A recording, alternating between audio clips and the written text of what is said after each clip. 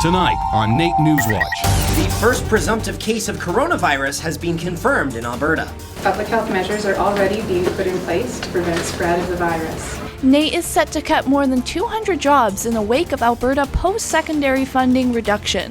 We lose that aspect of that relationship between students if we start to lose our full-time staff. 40 students from the University of Alberta may face a significant sanction after a cheating scandal. If someone is handing you the answers and saying you can hand this in, that is cheating. NewsWatch starts now. Hello, and welcome to NAIT NewsWatch. Well, we all knew it was coming. Yesterday, health officials confirmed that coronavirus is now in Alberta.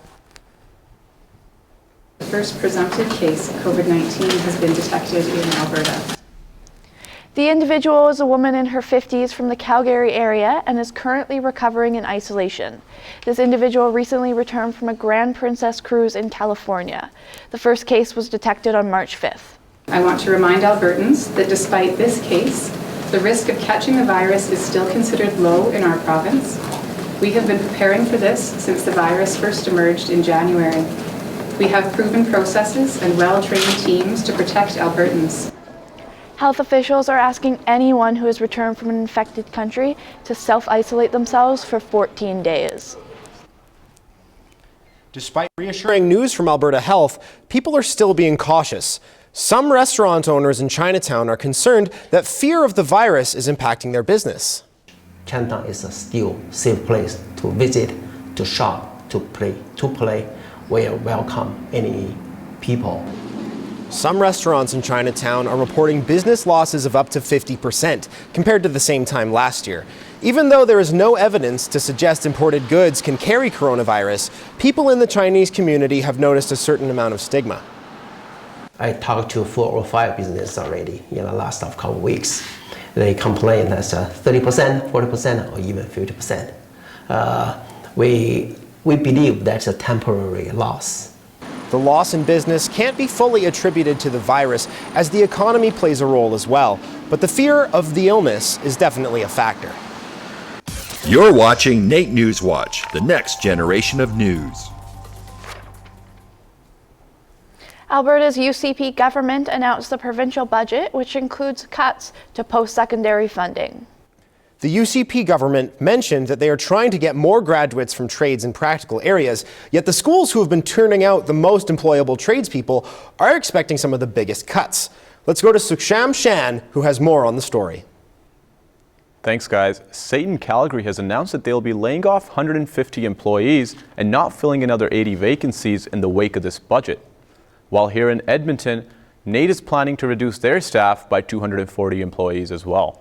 It's one of those that you expect it, but you don't like to hear when it happens. You could sense some of the tension around NAIT on Monday as they announced their plans to reduce staff by almost 10%. That's up to 240 employees, gone just like that. NAIT Academic Staff President Gary Wilson has been around a long time and seen many changes. 2006, when I started, about 1,200 and some members. We're down to just under 1,000 right now. To put that in perspective, the amount of job losses Gary has seen within the academic staff in 14 years of work will be matched in the next few months. However, this time, it won't just be the academic staff losing jobs. It's going to be a mixture of AUPE, NASA staff, as well as management and excluded staff members. These cuts were expected, but working with the institutions affected would only help smooth out the process. These decisions can't be just based on somebody above making a decision to cut. They need to have open conversation with us. David Egan, a MLA for Edmonton Northwest and a member of the NDP, agrees. The UCP is using this shock and awe strategy to make cuts to post-secondary education so that people don't even know what's coming necessarily. Talking about not knowing what's coming, students received an email from NAIT on Monday night about a 7% tuition hike because of the budget cuts. Well, budget cuts are not healthy for anyone. We need people working, helping the environment, helping the economy grow. The tuition hike, it impacts students, especially people who need financial aid and stuff. A big mood. It's just more debt, but I reckon life goes on. It's actually tough, especially for international students. Like, how are they going to afford it? We don't have a choice. We can't really do anything other than just keep hoping for the better. And when the vote time comes around, make sure that everybody votes for the right people, and that's it. That's all you can do right now. NAIT is offering a voluntary departure program to reduce staffing cuts and also put the post-secondary institution in a more sustainable position. This voluntary departure program, is there a specific date for those who apply to see if they are selected? Yes, Calandra, so this program was implemented on March 2nd, and those who are interested can still apply till March 18th. And then on April 2nd, the Board of Governors will get together to make the final decisions on the amount of jobs that will be cut. Suksham, I understand that NAIT does generate a lot of its revenue by themselves. So how much actually comes from the government? So around 54% of NAIT's annual budget is actually through the Alberta government grants. The rest, however, is from student tuitions, philanthropists, campus services, and investments. With this budget being so low now and funding being cut, this necessarily means that the money will now be raised through tuition. Thanks, Suksham. That's Suksham Shan reporting live from our news center tonight. Following a mural featuring Greta Thunberg, a local artist creates a new piece of graffiti with Alberta Premier Jason Kenney at the center. I love graffiti, and I think it plays an important role in visual culture in society. AJ Loudoun is a visual artist here in Edmonton who specializes in street art. His new mural piece depicts Jason Kenney making cuts to healthcare and education, while money is being taken by things like War Room. And visual art. So I love hearing a story and then having the opportunity to reflect that back in a way, and kind of having my twist on it, or adding my voice to it in a sense, but still creating something that's like a unified collaborative voice. That's something I'm really passionate about. Loudoun has not responded about this piece specifically, wishing to let the image speak for itself. If you're a student, you may seek help to boost your grades, but some online services provide answers instead of tutoring. So if you're focused on high grades, you're missing out on your education. 40 computing science students at the U of A may face academic sanctions after using the website Easy4EDU, which was never registered as a tutor with the Students' Union. The site advertises tutoring, but actually provided full solutions to computer coding problems. The university should now be very diligent in removing those advertisements across campus and ensuring that no more students are enrolling in this tutors organization, so that no other students are going to be charged of academic misconduct, whether they knew about it or not. All of the students concerned will have the opportunity to defend their rights. Discipline for academic misconduct can range from grade reduction to expulsion. Online scamming is one of the leading crimes in Alberta. More than 2,500 cases of fraud have been reported in Edmonton this year, and most of them have not been resolved. Our Uviwe Njenjani has more for us. Yeah, thanks guys. Yes, online scamming is on the rise, and the companies like behind me, they admit that Bitcoin is an easier thing to be scammed. And it's almost impossible to retrieve the money that once it's been sent to the cyberspace. We're aware that scams are a thing and they happen with Bitcoin, and do what is possible to prevent them. Education is a big part of it. Scammers can also use extortion. As a result, HOT was given an ultimatum from faceless criminals, and job seekers are also the target. When I got an email that my computer was hacked, at that time I didn't know much about those hacks, so they asked me to pay an amount of dollars to... They are just really utilizing my situation because I was desperately looking for a job that time. So I simply believed them, you know. Police are pleading with you. If you get anything suspicious, please report it right away. If it's too good to be true, be skeptical. A lot of this stuff doesn't get reported to start with, so we have to do what we can on that prevention side of this to talk to our citizens, let them know that it's not going to be, you're not going to be the only one. You need to feel comfortable telling your story. The whole reason of telling your story is to stop more stories from happening. Here's the top 5 leading scams in Alberta. Yeah, throughout March, the Edmonton Police Services and its partners will be sharing information about the common frauds that are targeting the city, and also the frauds that include scamming, identity theft, and much more. Thanks, guys. Back to you in studio. Thanks, Uviwe. That's Uviwe Njenjani reporting. The Alberta government is tabling a bill to expand on liquor consumption in public parks.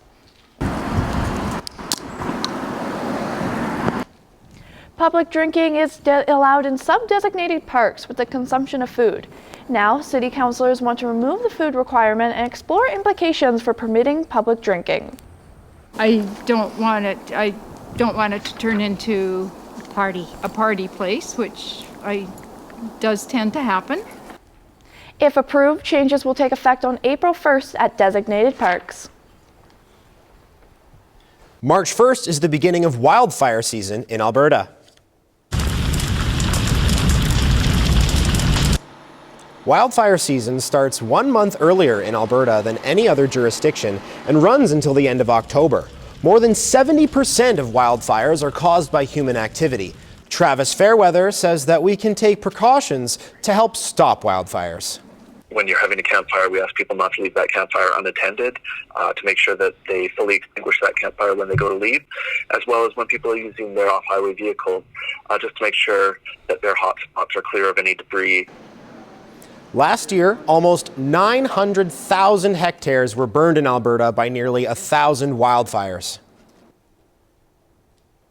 Sumaya Sufi is returning home to Edmonton after winning the Loudoun Scholarship. The Loudoun Award is the most comprehensive scholarship. Every year, the Loudoun Scholarship rewards 33 scholarships to students around Canada. This year, after a lengthy application process and 6 interviews, Sophia's won $10,000 annual stipend and a tuition waiver to the university of her choice. I'm still processing everything, but it's kind of been like this, it's been a lot of good energy after that. I've gotten back and a lot of hope for the next 4 years. Sophia is hoping to study neurosciences or biological sciences at the University of British Columbia or McGill University. Coming up after the break, we take a look at the festivities during Pride Week here at NAIT. Students at NAIT came together to share love and support while celebrating a week dedicated to the LGBTQ+ community. I say, find your own family that makes you feel valued and loved. We're at Fast Track, and I'm here with an expert named Miles. He's a legend here. So I've heard. Yes, so I've heard as well. And he's gonna teach me how to go fast! I'm Jory Oclarino, and you might want to get your snow pants out for this weekend because getting your pants wet is snow funny business. Hopefully this is winter's last bite. I'll tell you more on that after the break. The NAIT Nugget is your NAIT student newspaper. Join us every Tuesday from 12 to 1 for a free lunch, workshops, and tips to improve your writing and to pick up an article. You'll get paid up to $15 for every article that you write. Join us in room E102 or come say hi at our new office in O105. The NAIT Nugget.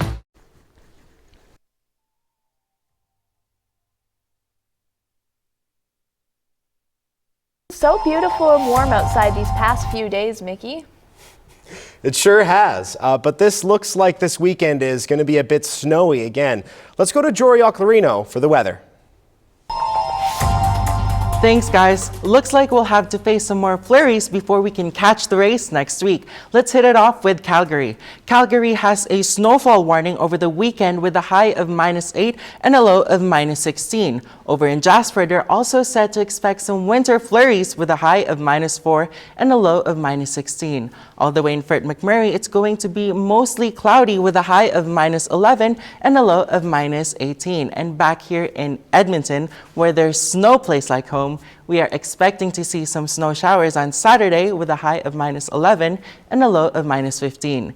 Edmonton averages at about a high of +2 and a low of -8. And Edmonton record high was 37 in 1937 and a record low of -49 back in 1886.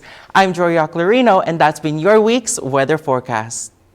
NewsWatch Weather, sponsored by NR92 Campus Radio. It's Pride Week, and this week there was quite a bit going on around NAIT to celebrate. That's right, Mickey. The Pride flag was waving high and proud. Our Nick Hott is on the scene.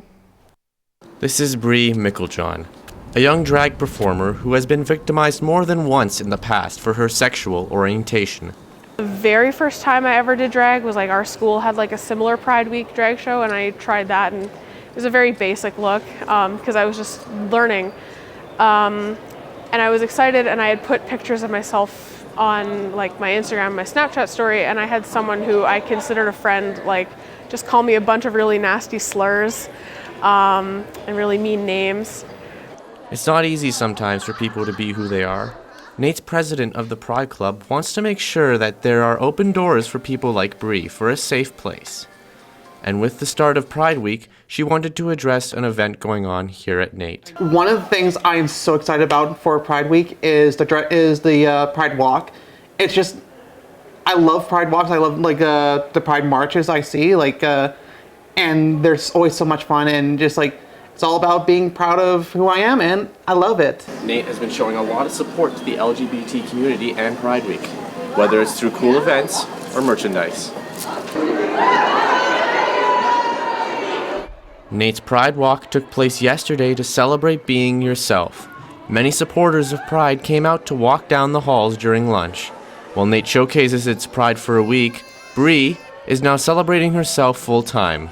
She normally takes part in local drag shows and is glad that NAIT is continuing its support through waving colors. Nick Hott, NAIT NewsWatch. It's playoff season here at NAIT for both hockey and basketball teams. That's right. Let's go to Jonathan Kulitsa, who has playoffs and more. Thanks, guys. Let's just get right into the action with NAIT Ooks women's hockey playoffs. We jump into the second period, and NAIT is down by 1. NAIT is in their white jerseys, and Red Deer College is in their black. NAIT bounces back with a goal from Cass Little.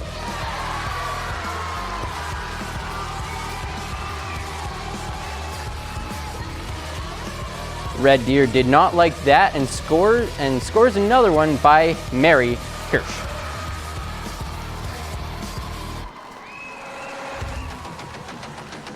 But NAIT wanted to make it even before they go into the third and scores another goal.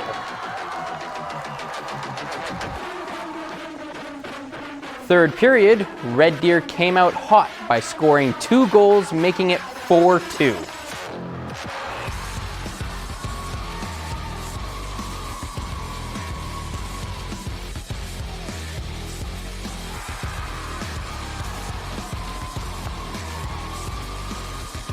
NAIT gets one more in to make it 4-3.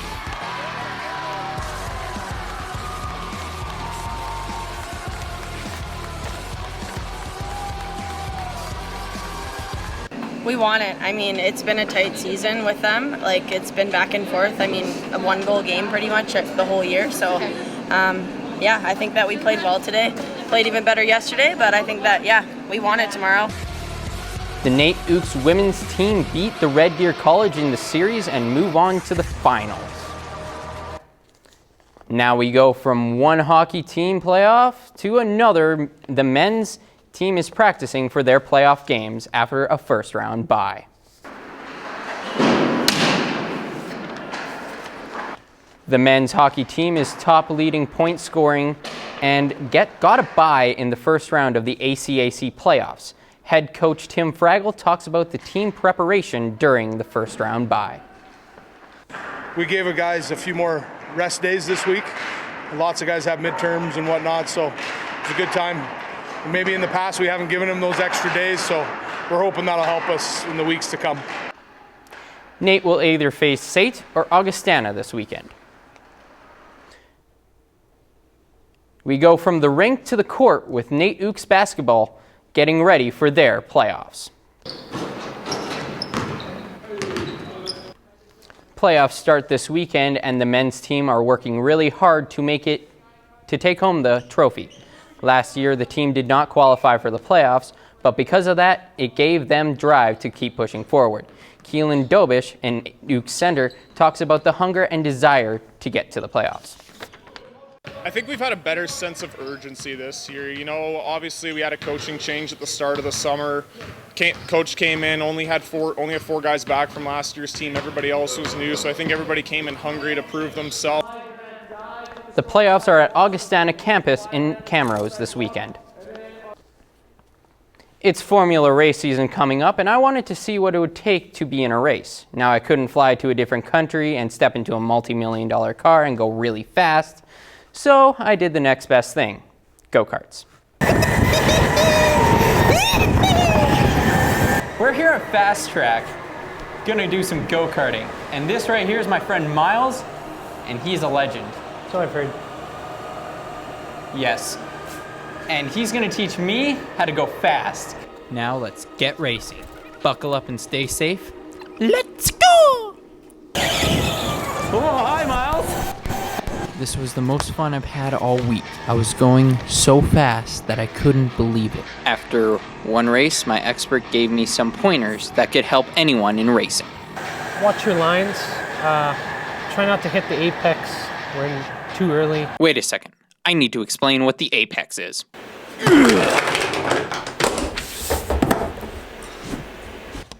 The apex is the point of which you are closest to the inside of the corner. Work on your braking. Just slowly ease into braking a little bit later each lap. You'll find you improve quite a bit. Now I'll take what I learned and apply it to the next race. Watch your apex. Watch your braking. After the race, I surprised myself. Thank goodness. Dude, I beat you. I'm not a top. I beat you. Yeah, you did. On the last corner, you're getting the faster. So go-karting looks like a lot of fun. Would you recommend it to others? Oh yes, 100%. It's I would recommend bringing a lot more people because it's a lot more funner when you have more people on the track. I still can't believe that you beat the guy that was teaching you. It makes me wonder who the real expert is. On that note, do you have any pointers for people who want to try go-karting? Yes. Again, just watch your apex. That's the point of being closest to the inside of the thing. Watch your braking and just go as fast. And remember to just have fun because it's all about having fun. Thanks, Johnny. Coming up after the break, Mickey and I got to participate at Pride Walk here at NAIT. The Pride Walk took place at NAIT yesterday, giving students and teachers the chance to show support towards our LGBTQ2+ community.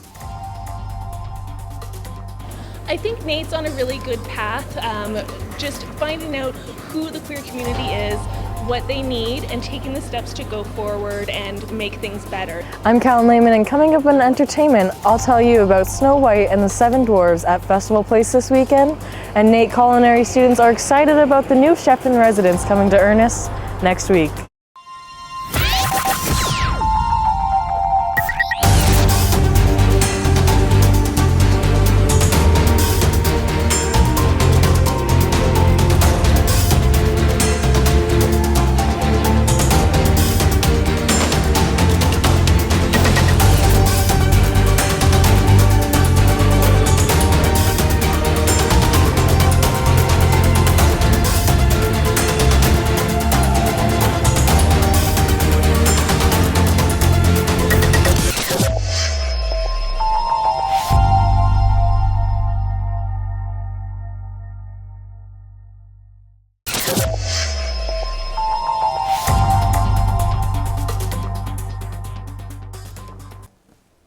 This week, Mickey and I took a walk for Pride Week at NAIT. That's right. NAIT believes that the Pride Walk helps to promote diversity and acceptance.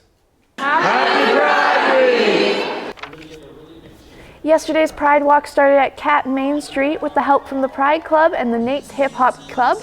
There was lots of excitement. NAIT believes the walk around school is a great way to encourage acceptance within the LGBTQ community and help students feel welcomed.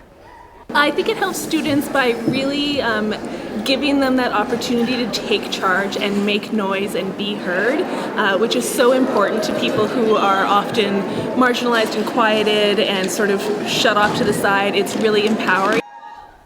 This year was NAIT's 5th Pride Week, and they want to continue to work with students to keep this event going. So Mickey, I'm interested to see what events are happening at Edmonton this weekend. Well, then let's toss it to our entertainment host, Callan Lehman, who will have more on what's going on.